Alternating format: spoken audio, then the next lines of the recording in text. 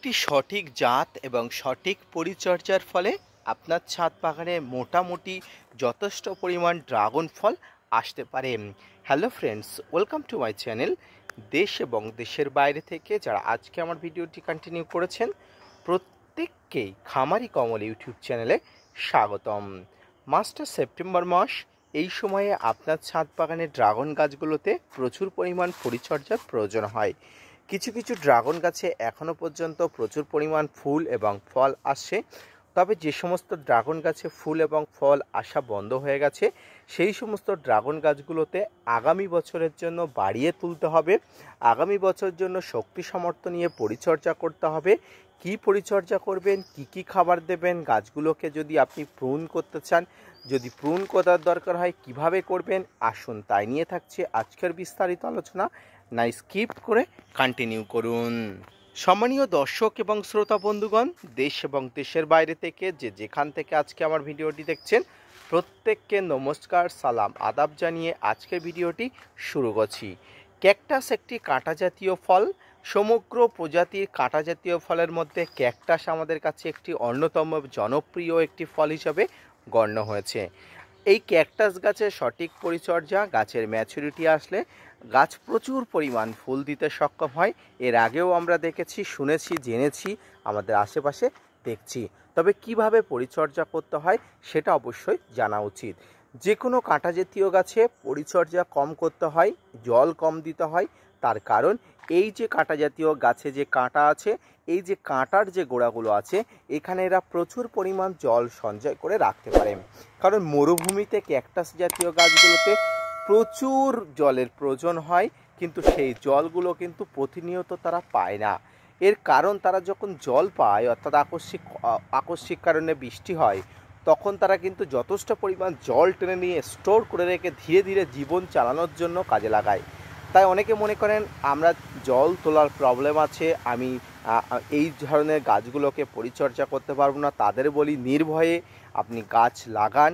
পরিচর্যা না করলেও গাছ কিন্তু বড় হয়ে উঠবে, এটি প্রমাণিত। আপনি পরিচর্যা করুন, ফলাফল একদিন পেয়ে যাবেন।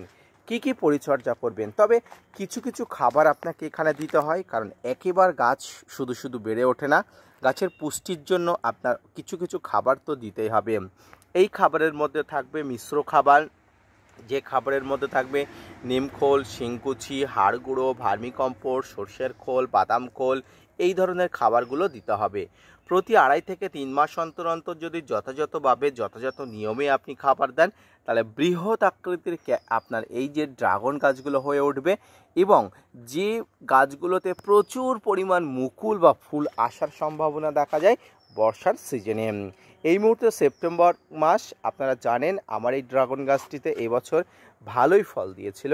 এখনও পর্যন্ত একটি ফল হারভেস্ট করার জন্য উপযুক্ত সবেমাত্র ধীরে ধীরে হচ্ছে।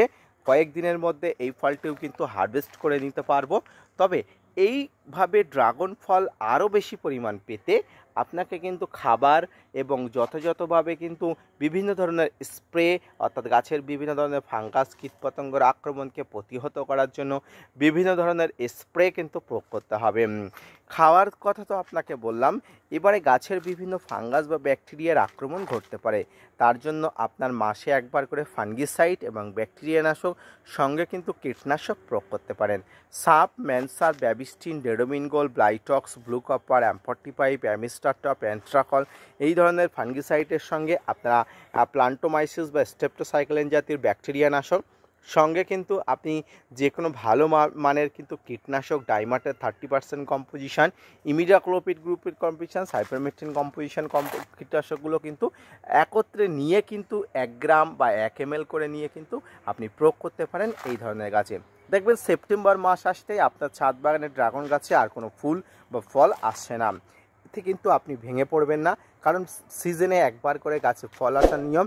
তাই আগামী বছরের জন্য গাছকে আবার শক্তি সামর্থ্য করে বাড়িয়ে তুলুন।